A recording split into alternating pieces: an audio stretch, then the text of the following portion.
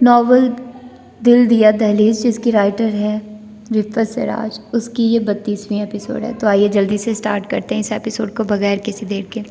حویلی کے 2/3 افراد تو کراچی روانہ ہو چکے تھے۔ ملازم عورتوں میں صرف روپا دیوی اور زیتون بانو حویلی میں تھی۔ اتنے سارے لوگوں کے چلے جانے کے بعد حویلی میں عجیب سا سناٹا محسوس ہونے لگا تھا۔ نئی ہونے کی وجہ سے زیتون بانو حد درجہ محتاط تھی۔ رات کو چونک چونک کر اٹھ بیٹھتی تھی اور جا کر دروازے اور الماریاں دیکھنے لگتی تھی کہ تالے لگے ہوئے ہیں یا نہیں۔ روپا دیوی تو ایام میں نجات منا رہی تھی۔ 9 بجے ہی پڑھ کر سو جاتی تھی۔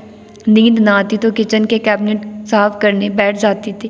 کوئی کام دھیان میں نہ آتا تو باہر باغ میں بیٹھ جاتی تھی۔ خواہ مخواہ کی سوچوں میں الجھ جاتی تھی۔ اس وقت بھی وہ کام سے فارغ ہو کر باغ کی سمت چلی آئی تھی۔ اسی دم گیٹ پر گاڑی کی ہیڈ لائٹس جگمگا رہی تھی۔ ایک تواتر سے ہارن بجا تھا۔ اس نے ادھر ادھر چوکیدار کو دیکھا، پھر دوڑتے ہوئے غلام رسول کی کوٹری کی سمت بھاگی کہ شاید چوکیدار وہاں ہو۔ غلام رسول سائیں تھا۔ چاچا، وہاں پھاٹک پر کوئی موڑ آئی ہے، اس نے ہانپتے ہوئے کہا۔ موٹر آئی ہے؟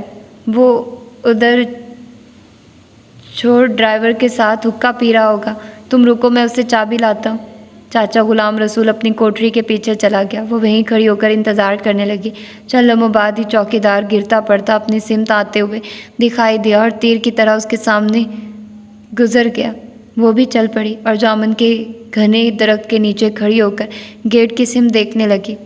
چوکیدار نے بڑی پھرتی سے گیٹ کھولا تھا۔ کیا تمہیں علم نہیں تھا کہ شبیر خان ڈرائیور ہمیں لینے گیا ہوا ہے؟ تم نائٹ واچ مین ہو، تمہیں ادھر ہونا چاہیے تھا۔ ڈیم فل! ایک نوجوان جو پینٹ شرٹ میں ملبوس تھا بری طرح چوکیدار پر برس رہا تھا۔ خان، ہم بی ادھر حقہ تازہ کرنے گیا تھا، ہم تو یہی ہوتا ہے۔ چوکیدار نے چھوٹی سی کھٹولی کی سمت اشارہ کیا۔ یہ حقہ پینے کا وقت ہے، نان سینس! نوجوان بھناتے ہوئے آگے بڑھ گیا تھا۔ غلام رسول سائیں بھی وہاں آ کھڑا ہوا تھا۔ اس کی نظر دم بخود سی زیتون بانو پر پڑی۔ زیتون بانو، اندر جاؤ، خان کو روٹی پانی پوچھو۔ روپا دیوی تو اپنی کوٹری میں ہوگی، اسے تو یوں بھی نیند بہت آتی ہے۔ چاچا، یہ کون ہے؟ مجھے تو ڈر لگ رہا ہے۔ اس کی واقعی بہت بری حالت ہو رہی تھی۔ ارے کوئی ڈرنے کی بات نہیں، خان تھکا ہوا ہے، ولایت سے آیا ہے لمبا سفر کر کے۔ تو جلدی سے اندر جا، کہیں موڈ اور خراب نہ ہو جائے۔ چاچا غلام رسول نے اس میں تھرل پیدا کرنے کی کوشش کی اور وہ واقعی اندر دوڑ گئی۔ اندر پہنچ کر اس کی سمجھ میں نہ آیا کہ کس کمرے میں کہاں جائے، جانے خان اتنی بڑی حویلی میں کہاں گم ہے۔ کسی طرف سے گھنٹی زور سے چیخی، اس کی تو رہی صحیح جان بھی نکل گئی۔ وہ تو خود یہاں نہیں تھی، اسے گھنٹیوں کا کوئی اندازہ نہیں تھا۔ وہ بدحواس ہو کر ایک کمرے سے دوسرے کمرے تک کی طرف بھاگنے لگی۔ نیچے کے سارے کمرے بھاگ بھاگ کر دیکھ لیے، اب بگنٹ زینے کی طرف بھاگی۔ آخری زینے طے کرتے اس کا اوپر کا سانس اوپر نیچے کا نیچے رہ گیا۔ وہی نوجوان عین سامنے کھڑا تھا۔ السلام علیکم، اس نے تھر تھر کانپتے ہوئے سلام کیا۔ کیا تم ادھر کام کرتی ہو؟ سلام کے جواب کے بجائے کرخت لہجے میں سوال آیا۔ جی، وہ مجھے پتہ نہیں چل رہا تھا کہ آپ کس طرف ہیں۔ اس نے باقاعدہ رونا شروع کر دیا۔ نان سینس! اور ملازم کیا مر چکے ہیں؟ کوئی پرانا ملازم دکھائی نہیں دے رہا؟ جی، وہ سب کراچی گئے ہوئے ہیں، باقی جو ہیں وہ سو رہے ہیں، اس نے خود پر قابو پاتے ہوئے جواب دیا۔ یہاں کسی نے نہیں بتایا کہ ہم آ رہے ہیں، تم جاؤ اور ٹھنڈا پانی لاؤ۔ شاید اس کے آنسوؤں نے اثر کر دکھایا تھا۔ آواز اس مرتبہ قدرے نرم تھی۔ آپ کس کمرے میں ہیں؟ اس نے ڈرتے ڈرتے پوچھا۔ ادھر سامنے، انہوں نے ایک سمت اشارہ کیا۔ وہ جلدی سے پانی لینے بھاگ گئی۔ انتہائی ٹھنڈے پانی میں اس نے مزید برف ڈال دی اور تیز تیز چلتے ہوئے متعلقہ کمرے میں آ گئی۔ وہی نوجوان سوٹ کیس بیڈ پر رکھے، بغیر قمیض کے، بغیر بنیان کے، صرف پتلون میں جھکا ہوا تھا۔ خان پانی، اس نے متوجہ کیا۔ وہ قدرے چونک کر پلٹا اور سیدھا ہو گیا۔ اس کی پیشانی پر بل پڑے ہوئے تھے۔ اسٹوپڈ، المینرڈ! کیا تمہیں کسی نے نہیں بتایا کہ کمرے میں دستک دے کر آتے ہیں؟ جی۔ ٹرے اس کے ہاتھ میں کانپنے لگی۔ نوجوان نے تولیہ اپنے کندھوں پر پھیلا لیا تھا۔ دروازے پر دستک دیے بغیر کسی کے کمرے میں داخل نہیں ہوتے، جاہل لڑکی! وہ برہمی سے کہہ رہا تھا۔ وہ تو اتنی بدحواس تھی کہ اسے تو احساس بھی نہیں ہوا تھا کہ وہ کس حلیے میں ہے۔ اس نے ٹرے تپائی پر رکھ دی اور گلاس میں پانی انڈیل کر اس کی طرف آئی۔ وہ پورے قد سے کھڑا تھا۔ اس نے اپنا وجود اس کے سامنے چھوٹی سی گڑیا کی طرح محسوس کیا۔ نوجوان نے گلاس اس کے ہاتھ سے لے کر ہونٹوں سے لگا لیا۔ وہ جگ اٹھانے پلٹ گئی اور چند لمحوں کے بعد ہی جگ سمیت پھر اس کے سامنے آ کھڑی ہوئی۔ نوجوان نے گلاس پانی خالی کر کے اس کے سامنے کر دیا۔ اس نے فوراً پانی انڈیلنا شروع کر دیا۔ کھانا کھائیں گی؟ اس نے ڈرتے ڈرتے پوچھا۔ نوجوان کے چہرے پر نظر ڈالنے کی ہمت ابھی تک نہیں ہوئی تھی۔ مگر ادھر تو شاید بہت ہیوی ڈائٹ ہوگی اور رات بہت ہو چکی ہے۔ ایسا کرو 2 سلائس اور 1 گلاس دودھ لے آؤ، مگر 20 منٹ بعد آنا، میں بات لے رہا ہوں۔ نوجوان نے گلاس واپس کرتے ہوئے بڑی رسانیت سے جواب دیا۔ یوں لگتا تھا جیسے واقعی کوئی آگ بھڑک رہی تھی جس پر ٹھنڈا پانی پڑ گیا تھا۔ اسے ہاتھ وات تو سمجھ میں نہیں آیا، بس یہ خیال ہوا کہ 20 منٹ بعد آنا ہے۔ اس نے واپس کچن میں آ کر دودھ گرم کرنے کو رکھ دیا، مکھن فریج سے نکالا جو پتھر بنا ہوا تھا۔ یہ تو شاید 20 منٹ میں نرم نہ ہو۔ بہرحال اس کی ترکیب نکالنے کی کوشش تو کی۔ نل کا سارا پانی لے کر ایک بڑے پیالے میں اس میں مکھن کی رکابی چھوڑ دی اور پنکھا چلا کر پیالہ اس کے سامنے رکھ دیا تو سینکنے لگی۔ دماغ ہنوز نوارد نوجوان میں الجھا ہوا تھا۔ یا اللہ، اس کو خوش رکھنے کے لیے گھر والوں کو بہت جتن کرنے پڑتے ہوں گے۔ وہ بھی سوچنے لگی کہ اس کی مطلوبہ اشیاء اس انداز سے لے کر جائے کہ وہ خوش ہو جائے۔ ماما کے ساتھ کچن میں ہاتھ بٹا رہی تھی، اس لیے رکھی ہوئی تمام اشیاء کا پتہ تو چل چکا تھا، اس لیے چھوٹی الائچی ڈھونڈنے میں اسے کوئی خاص دقت نہ ہوئی۔ ایک چھوٹی سی اسٹیل کی پتیلی لے کر اندازے سے 1 گلاس دودھ اس میں ڈالا اور 2-3 الائچیوں کو باریک کوٹ کر اس میں ڈال دی اور دودھ پکنے کے لیے رکھ دیا۔ 2 کی بجائے 4 سلائس سینک کر خوبصورت سی پلیٹ میں رکھے اور انہیں دوسری بھاری پلیٹ سے ڈھانپ دیا تاکہ دیر تک گرم رہے۔ اتنی دیر میں دودھ کھول چکا تھا۔ اس نے چولہا بند کر دیا اور دودھ کی پتیلی بھی پنکھے کے سامنے لا کر رکھ دی۔ پھر 1 چمچ شکر خوبصورت وضع کے گلاس میں ڈال کر گھڑی کی طرف دیکھنے لگی جو ایک طرف دیوار پر بہت اونچا لگی ہوئی تھی۔ اس تمام کارروائی میں 12 منٹ صرف ہوئے تھے، ابھی اس کے پاس 8 منٹ باقی تھے۔ اس نے سوچا وہ ٹھیک 2 منٹ پہلے کچن سے نکل کھڑی ہوگی تاکہ پورے 20 منٹ پر کمرے میں موجود ہو۔ اس نے اپنا دوپٹہ درست کیا، ٹرے میں چیزیں سیٹ کی، دودھ چھان کر گلاس میں ڈالا اور دھڑکنیں سنبھالتی آہستہ آہستہ منزل مقصود کی طرف بڑھی۔ دروازے پر پہنچ کر اس نے سانس درست کیا اور آہستگی سے دروازے پر دستک دی۔ کم ان، اندر سے سرد لہجے میں جواب آیا۔ وہ اندر داخل ہو گئی۔ میرون بات گاؤن میں وہ نوجوان کرسی پر بیٹھا، گیلے بال پیشانی پر جھکے ہوئے تھے۔ زیتون بانو نے ٹرے بیڈ پر رکھ کر تپائی نوجوان کے سامنے رکھی، پھر ٹرے اٹھا کر تپائی پر رکھ دی اور خود سرو قد ہو کر ہاتھ مسلنے لگی۔ سلائس پر جیلی لگاؤ، بٹر پسند نہیں ہے ہمیں، حکم صادر ہوا۔ وہ جلدی سے کارپیٹ پر بیٹھ گئی۔ عین اس کے مقابل جیلی لگاتے ہوئے اس کے ہاتھ کانپ رہے تھے۔ وہ بغور اس کی جانب دیکھ رہا تھا۔ کیا نام ہے تمہارا؟ زیتون بانو، اس نے پھنسی پھنسی آواز میں جواب دیا۔ تم لوگوں کے لیے تو چھوٹا سا نام کافی ہوتا ہے، اتنے بڑے بڑے نام رکھنے کی کیا ضرورت ہوتی ہے؟ کسی ایمرجنسی میں کال کرنا ہو تو نام لینے ہی میں اچھا خاصا ٹائم ویسٹ ہو جائے۔ کب گئے تھے یہ لوگ کراچی؟ وہ اکھڑ لہجے میں بات کرتے ہوئے سوال کرنے لگا۔ آج ہی گئے ہیں، وہ گھبرائے ہوئے انداز میں بولی۔ گھر ہی کے لوگ تھے یا باہر سے بھی مہمان آئے ہوئے تھے؟ اس نے ایک اور سوال کیا۔ جی میں تو نئی ہوں، مجھے زیادہ نہیں پتہ، اس نے ڈرتے ڈرتے جواب دیا۔ کہاں سے آئی ہو؟ اس نے جیلی لگا سلائس پلیٹ سے اٹھا لیا۔ جی میں خالہ 16 آنے کی رشتہ دار ہوں، بہت دور کے گاؤں سے آئی ہوں، اس نے نظریں اٹھائے بغیر جواب دیا۔ پیرنٹس نہیں ہیں تمہارے؟ دوسرے ہاتھ سے اس نے گلاس اٹھا لیا تھا۔ جی، وہ گھبرا کر نوجوان کی صورت دیکھنے لگی۔ والدین؟ نوجوان نے انتہائی اختصار سے کام لیا اور دودھ کا گھونٹ بھرا۔ نہیں جی۔ یہ دودھ میں کوئی فلیور مکس کیا ہے، بہت اچھا ہے۔ زیتون بانو خاموش رہی، بس یہی سمجھ سکی کہ دودھ اسے پسند آ گیا، سکون سا محسوس ہوا۔ بس 2 کافی ہیں، نوجوان نے تیسرا سلائس اٹھاتے دیکھ کر اسے روکا۔ زیتون بانو نے جھٹ سلائس واپس رکھ دیا۔ اور سنو، ہم بہت دیر تک سوئیں گے، کوئی فون وون آئے تو ہمیں ڈسٹرب مت کرنا، ہاں کرنے والے کا نام نوٹ کر لینا، ہم خود کال بیک کر لیں گے اٹھ کر، کوئی بھی جگانے نہ آئے، چاہے ہمیں کتنی دیر ہو جائے۔ بہت ہی عجیب تھا، اتنے دن ہو گئے تھے اسے حویلی میں آئے ہوئے، مگر کوئی بھی اس انداز میں اس سے پیش نہیں آیا تھا۔ حویلی کے مردوں میں کوئی بھی اس جیسا نہیں تھا۔ صورت، شکل، قد کاٹ، انداز، اعتبار ہر طرح سے مختلف محسوس ہوتا تھا۔ سب سے زیادہ خوف زدہ وہ بابا صاحب سے مل کر ہوئی تھی، مگر اب یہ ان سے بھی زیادہ خوف زدہ کرنے والی شے محسوس ہو رہا تھا۔ وہ سر جھکا کر بیٹھ گئی تھی، اس کی طرف نظر دوڑانے کی تو ہمت ہی نہیں تھی۔ چند منٹوں بعد اس نے دودھ کا خالی گلاس ٹرے میں رکھا تو وہ چونکی۔ وہ فوراً کھڑی ہو کر ٹرے اٹھانے لگی۔ آپ بڑے خان کے رشتہ دار ہیں؟ اس نے جاتے جاتے ہمت کر کے پوچھ لیا۔ نوجوان نے خاصی حیرت سے اس کی جانب دیکھا۔ بے وقوف لڑکی، بیٹے ہیں ہم ان کے، سب سے چھوٹے بیٹے۔ یہ سن کر زیتون میں جیسے نئے سرے سے بجلی دوڑ گئی۔ وہ افتا و خیزہ باہر نکلی تھی۔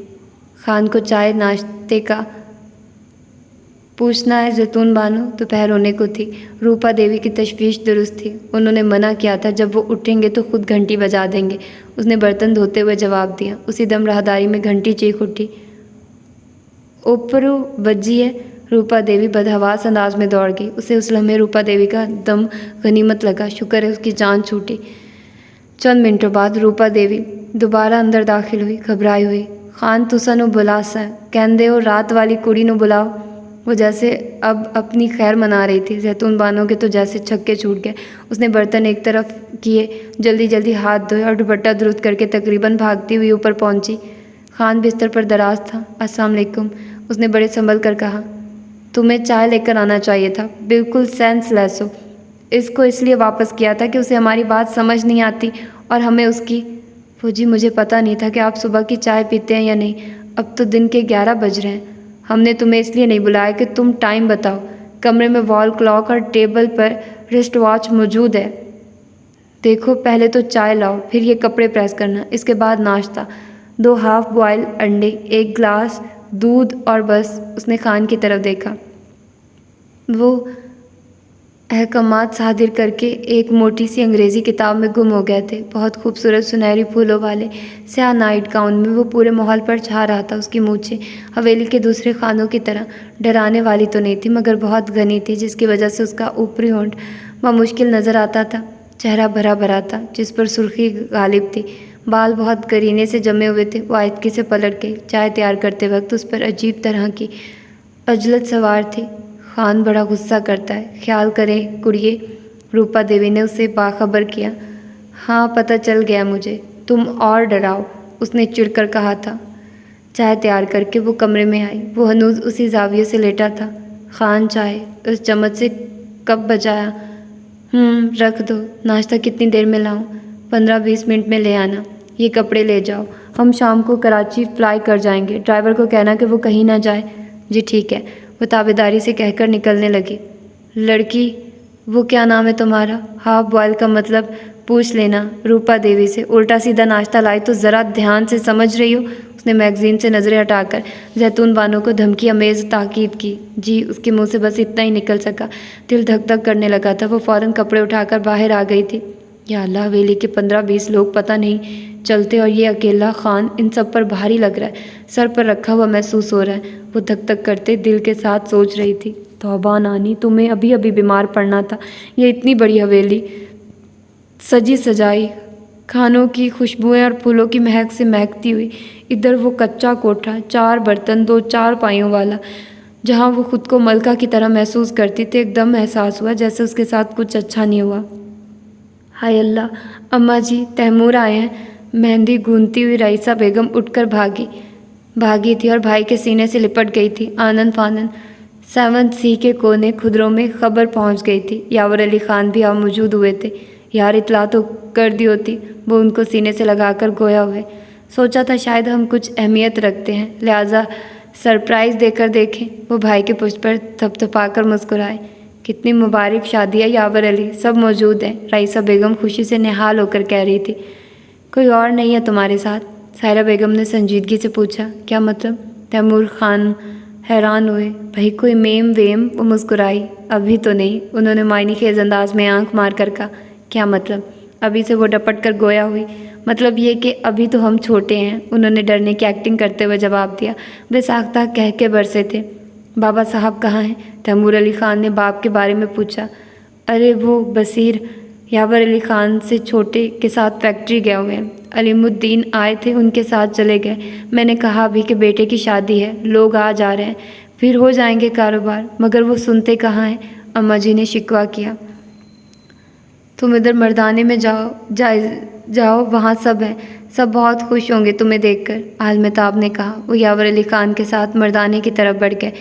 خالہ 16 آنے، ماما کو یاد دلا دو، تیمور لال مرچ والا سالن نہیں کھائیں گے۔ تزئین نے ڈھولکی کے چھلوں میں دوپٹہ پھنساتی خالہ کو مخاطب کیا جو ڈھولکی کو ٹائٹ کر کے تھاپ چیک کر رہی تھی۔ کھانے پینے کا مزہ گوا بیٹھے ہیں تیمور پلائے جا کر۔ شنیکا بھابھی، عالمتاب کی نمبر 1 بھابھی نے تعصب سے کہا۔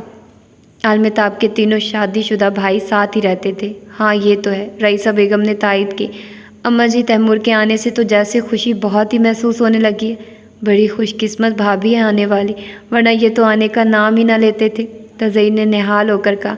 ارے گلو اور مونا کے گھرارے ڈھونڈ رہی ہو؟ استری کرنے کو نکالے تھے اس رونق میلے میں، پھر ذہن سے نکل گئے۔ رئیسہ بیگم ماتھے پر ہاتھ مار کر اٹھ کھڑی ہوئی۔ اتنے مننے مننے گھراروں پر بھی استری ہوگی؟ رئیسہ سے چھوٹی روشن آرا جو کراچی میں مقیم تھی مسکراتے ہوئے بولی، نئی نئی شادی ہوئی تھی، خوب بنی ٹھنی تھی۔ ارے سوٹ کیس میں دب گئے نشان برے لگتے ہیں، میری بچیوں کو بڑا شوق ہے گھراروں کا، وہ ہنستے ہوئے بولی۔ اپنے تیمور ماموں عرف کاکا جان کو پہن کر دکھائیں گے کہ آپ جہاں پڑھتے ہیں وہاں تو بڑی عورتیں بھی اتنا نہیں پہنتی ہیں جتنا ہم یہاں پہنتے ہیں۔ امینا بھابھی نے ہنس کر ٹکڑا لگایا، سب ان کے ساتھ ہنس پڑی تھی۔ ارے عالمتاب، میوہ دیکھ لیا جو دلہن کے ہاں جائے گا؟ کوئی شے میوہ دیکھ لیا جو دلہن کے ساتھ جائے گا؟ کوئی شے کم نہ ہو؟ 16 آنا سے پوچھو، وہ میوے کے تھیلوں میں گورنگ گیا یا کہیں پڑے مل رہے ہیں؟ اماں جی اپنے احساس ذمہ داری سے مجبور تھی، رول رہے ہیں۔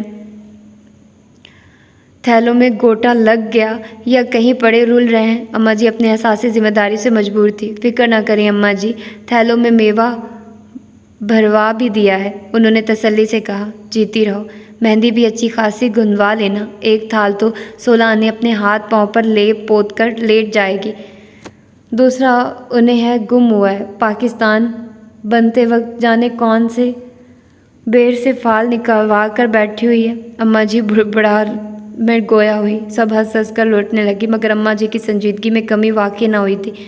ارے زری کے جوتے بھی لینے جانا تھا بازار، پتہ نہیں ڈرائیور ہے یا نہیں۔ شفیقہ بھابھی کو ماں یاد آیا، اب آپ ایک جوتے کے لیے بھی بازار جائیں گی؟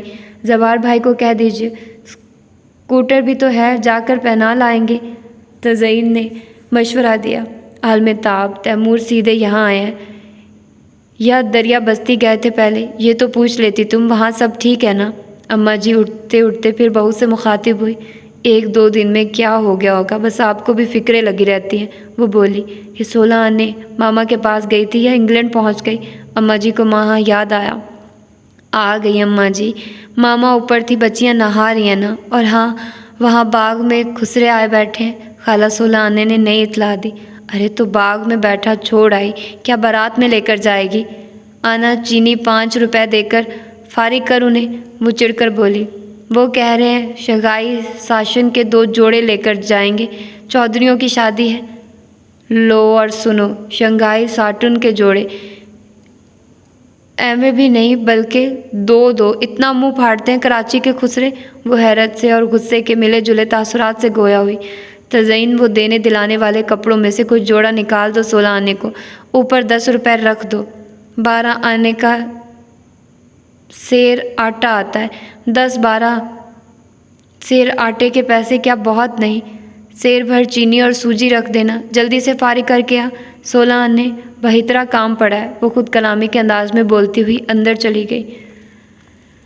بارات کا ڈنر منیب احمد نے ہوٹل میں دیا تھا، نکاح تو صبح 10-11 بجے کے دوران ہو گیا تھا، صرف گھر کے مرد اور اماں جی گئی تھی۔ ڈومنیاں پہلے سے گیت چھیڑے بیٹھی تھی۔ تزئین آپا، بھئی مجھے دلہن دکھائے، میں اور زیادہ صبر نہیں کر سکتا۔ تیمور دلہن کو صوفے پر اٹھاتے ہی آن بھارے دعا۔ لو بتاؤ، دلہا سے زیادہ بے صبرے ہو رہے ہیں، سائرہ بھابھی نے چھیڑا۔ بھائی ان کا سامان ہے، سنبھالتے رہیں گے، کیوں کی تھی آپ لوگوں نے اتنی تعریفیں؟ بس سب سے پہلے ہم دیکھیں گے۔ دلہن کے ایک طرف یاور علی خان، دوسری طرف تیمور علی خان بیٹھے تھے، گھر کے دوسرے مرد کرسیوں پر برا جمان اور خواتین کھڑی ہوئی دلچسپی سے تزئین اور تیمور کی نوک جھوک دیکھ رہے تھے۔ یاور بھائی جان، اجازت ہے؟ تزئین نے شرارت سے مسکرا کر یاور علی خان کو دیکھا۔ تزئین کیا کر رہی ہو؟ پہلے یہ تو پوچھو بھابھی کو دے کیا رہے ہیں رونمائی میں؟ سائرہ بھابھی نے ذہنی مزدگی کا مظاہرہ کیا۔ بھابھی ہم جاب لیس ہیں، ڈیپینڈنٹ ہیں، ایسے میں دیدار کرا دیجیے، ثواب ملے گا۔ وہ شریر ہوئے، جی نہیں، اگر کچھ نہیں ہے تو کلائی سے گھڑی اتار کر دیجیے، وہ بعد میں بیچ کر انگوٹھی بنوا لیں گی۔ ایک رشتہ دار بھیڑ میں سے منمنائے، ایکسیلنٹ، کون ہے یہ ماہر معاشیات؟ سامنے آئے۔ یاور سے چھوٹے بصیر علی خان نے آواز اٹھائی۔ لڑکی شرما کر بھیڑ میں گم ہو گئی۔ کیا سمجھ رکھا ہے آپ لوگوں نے؟ تیمور علی خان ہے ہم جناب۔ تیمور علی خان نے اپنے کوٹ کی جیب سے مخملی ڈبیاں نکالی اور کھول کر سامنے کی۔ ہائے اتنی پیاری انگوٹھی! تزئین فوراً شوق سے بولی۔ ہائے نہیں، ماشاءاللہ، ہم پردیس میں رہتے ہیں مگر سبق سب یاد ہے، اصلی ڈائمنڈ ہے محترمہ۔ اب تو دیکھ سکتے ہیں۔ انہوں نے ڈبیا دلہن کی گود میں رکھ دی۔ بالکل، ٹھہرو میں گھونگھٹ اوپر کرتی ہوں۔ تزئین نے گھونگھٹ اوپر کر دیا۔ مائی گڈنس، لگتا ہے اماں جی کی ساری دعائیں آپ کو لگ گئی ہیں۔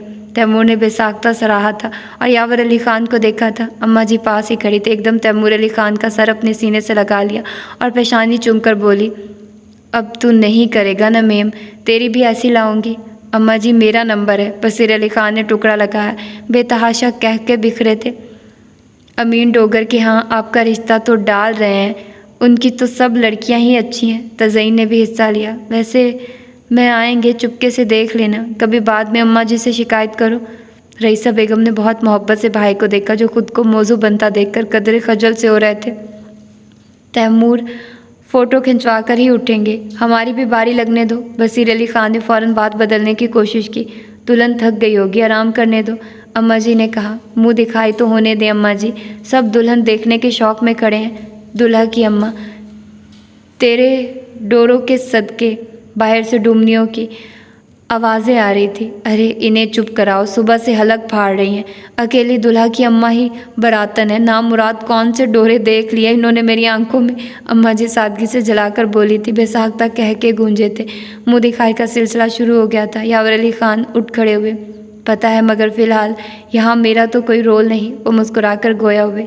صحیح کہہ رہے ہیں، ان کا رول بعد میں شروع ہوگا، عالم تاب نے چھیڑا۔ وہ مسکراہٹ دباتے باہر چلے گئے۔ یاور علی خان باتھ روم میں تھے۔ نازنین اپنے بال سکھا رہی تھی۔ وہاں دروازے پر دستک ہوئی۔ نازنین یکدم سنبھل کر بیٹھ کے دوپٹہ اٹھا کر سر پر پھیلا لیا اور دروازے کی سمت دیکھنے لگی۔ دستک دوبارہ ہوئی۔ اس کی سمجھ میں کچھ نہیں آ رہا تھا کہ دروازہ کھولے یا وہیں سے آنے والے کو اجازت دے۔ کچھ سوچ کر وہ بیڈ سے نیچے اتر آئی اور دروازہ کھول دیا۔ سامنے ہی تیمور علی خان کھڑے شرارت سے مسکرا رہے تھے۔ السلام علیکم، ہمارے ہاں کی پہلی صبح آپ کو مبارک ہو۔ نازنین ایک دم اچانک ایک سسرالی نوجوان کو سامنے پا کر نروس سی ہو گئی۔ السلام علیکم، وہ بس سلام ہی کر پائی۔ وہ تو ہم آپ کو کر چکے ہیں، آپ بڑی بھابھی ہماری، آپ ہمارے سلام کا جواب دیجیے، وہ تنگ کر رہے تھے۔ وعلیکم السلام، وہ دانتوں تلے ہونٹ داب کر بہت آہستگی سے بولی۔ اندر آنے کو نہیں کہیں گی، ہم تو رات سے اس وقت کا انتظار کریں کہ آپ سے کب بات ہو۔ وہ کیا کہتے ہیں، میں تیرا حسن بیان تک دیکھوں۔ بھائی کہاں ہیں، کیا کر رہے ہیں؟ پہلے ہی دن آپ سے دروازہ کھلوا لیا، ابھی پوچھتے ہیں ہم۔ نازنین کی برجستگی اور بے تکلفی پر قدرے گھبرا کر ایک طرف ہوگی۔ تیمور علی خان اندر داخل ہو گئے تھے۔ بھائی کہاں چلے گئے؟ وہ ادھر ادھر نظر دوڑانے لگے۔ نازنین نے ہاتھ کے اشارے سے بتایا کہ باتھ روم میں ہیں۔ جینٹل مین خاصے لیٹ ہو گئے، اس وقت تک تو ان کا ناشتہ بھی ہضم ہو جاتا ہے۔ اوہ، آپ کے ہاں تو ابھی چائے بھی نہیں آئی۔ اگر آپ کو صبح چائے پینے کی عادت ہوگی تو اس وقت آپ کا دل چاہ رہا ہوگا، ہے نا؟ تیمور علی خان نے آگے بڑھ کر بیل رنگ کی۔ نازنین نظریں جھکا کر بیٹھ کے ایک کونے پر ٹک گئی۔ کچھ تو بولیے۔ سلام کے جواب سے کچھ صحیح پتہ نہیں لگا۔ وہ شریر ہو رہے تھے۔ کس چیز کا؟ بالآخر وہ آہستگی سے بول پڑی۔ ابھی بتائیں گے آپ کو کہ کس چیز کا۔ اچھا پہلے یہ بتائیے کہ آپ ارلی مارننگ اٹھنے کی عادی ہیں؟ نازنین اس بات میں جواب دیا۔ پھر کیا کرتی ہیں؟ نماز پڑھتی ہوں۔ اس کی آواز سے اس کے وجود کی نفاست ٹپک رہی تھی۔ پھر نازنین نے مسکرا کر تیمور علی خان کی سمت دیکھا۔ کیا اس طرح کا انٹرویو سب لیں گے ہمارا؟ ہاں، تیمور علی خان کا کہکا بے حد جاندار تھا۔ ایسی بات ہے، ماشاءاللہ اچھا بولیں گی۔ نازنین جھم کر رہ گئے۔ اسی دم ماما اندر داخل ہوئی۔ تیمور علی خان کو وہاں پہلے سے موجود پا کر جیسے انہیں خوشگوار حیرت ہوئی۔ حد ہو گئی ماما، OVI پیزا بھی تک چائے سے محروم ہے۔ یہ ہماری کوالیفائڈ بھابھی صاحبہ جو اسٹوڈنٹ لائف گزارتے گزارتے ایک دم ہمارے ہاں ٹرانسفر ہو گئی، انہیں صبح کی چائے کتنی اچھی لگتی ہوگی۔ آپ کو تو پتہ ہے اسٹوڈنٹ چائے کافی کے کتنے عادی ہو جاتے ہیں۔ ماما سسرال میں بھابھی کے ساتھ پہلی زیادتی تیمور علی خان کشن سر کے نیچے رکھ کر اطمینان سے صوفے پر دراز ہو گئے۔ خان، بڑی بیگم نے کہا تھا جب تک یاور علی خان خود نہ لائے کمرے میں کوئی نہ جائے، اس لیے ماما نے وضاحت کی۔ اوہ اچھا، اب چائے لے آئیں۔ صرف دلہا دلہن کے لیے نہیں، ہمارے لیے بھی ہے تو مداخلت بیجا، مگر مجبوری ہے، ہم تو یہاں بہت تھوڑے دنوں کے مہمان ہیں، آپ ہماری آؤ بھگت کیجیے بطور میزبان، پتہ نہیں پھر کب ملاقات ہو بھی یا نہیں۔ وہ بڑی سنجیدہ صورت بنا کر کہہ رہے تھے۔ کیا مطلب؟ نازنین یکدم چونک پڑی۔ بھئی ہم مکمل آداب غلامی سیکھ رہے ہیں، یعنی انگلینڈ میں زیر تعلیم ہے، مگر مجھے تعلیم کا اثر خاص نظر نہیں آ رہا۔ یاور Ali Khan brown bath gown میں سفید ٹاول سے سر رگڑتے ہوئے باتھ روم سے باہر آ گئے تھے۔ ہماری ریپوٹیشن خراب مت کیجیے، ہم المینرڈ اور آرڈرلی بیہیو بہرحال ہرگز نہیں ہے۔ تیمور علی خان نے بھائی کو بہت محبت اور چاہ سے دیکھا۔ بھائی ہم تو تعلیم سے متعلق بات کر رہے ہیں، لگتا ہے تم ادھر کچھ خاص کورسز کرا رہے ہوگے۔ اچھا، کوچنگ ٹیلنٹ ہے تم میں؟ یاور علی خان کا لہجہ معنی خیز اور شرارت امیز تھا۔ یہ دیکھیے ہونہار لوگوں کی یہ قدر ہے یہاں، کس قدر رشک و شبہ۔ تیمور علی خان نے شکایتی انداز میں نازنین کو مخاطب کیا، جو ان دونوں کی نوک جھونک سے محفوظ ہو رہی تھی۔ بھائی آپ کو چائے کا کہہ کر باتھ روم میں بند ہونا چاہیے تھا، بیچاری کب سے چائے کا انتظار کر رہی۔ واقعی؟ یاور علی خان نے تعجب سے نازنین کو دیکھا، اس کی نظریں حیا سے جھک کر رہ گئی۔ آپ دونوں بھائی کیا اس طرح میری درگت بنایا کریں گے؟ خود انتمادی تو اس میں بہت تھی، بس ماحول کی وجہ سے آواز اور الفاظ محتاط تھے۔ ہم تو خیر چلے جائیں گے، پھر یہ اکیلے ہی بنایا کریں گے۔ تیمور علی خان نے بڑے معصومانہ اور سنجیدہ انداز میں جواب دیا۔ یاور علی خان کا کہکہ بے ساختہ تھا۔ نازنین نے اپنے مہندی سے رچے ہاتھ چہرے پر رکھ لیے تھے۔ چھوڑیے بھائی، بھابھی کو تنگ مت کیجیے، گڈ ول ڈیمیج ہو رہی ہے۔ تیمور علی خان نے بہت دلچسپی سے نازنین کی اس دل نشین ادا کو دیکھا تھا۔ اسی دم ماما چائے کی کشتی کے ہمراہ اندر داخل ہوئی۔ ادھر لائیے ماما، آج بھائی بھابھی کی خدمت کا آغاز کریں گے۔ تیمور علی خان نے تپائی کھینچ کر اپنے سامنے کی اور ماما کو کشتی رکھنے کا اشارہ کیا۔ بہت ہی اہم تبدیلی ہے، ہل کر پانی نہ پینے والے چائے بنا رہے ہیں۔ یاور علی خان نے بالوں میں برش چلاتے ہوئے آئینے میں تیمور علی خان سے کلام کیا۔ سارے گھر میں روشنی ہے، خوشبو ہے، تبدیلی سے حیرت کیا؟ تیمور علی خان نے گویا چھیڑخانی کی۔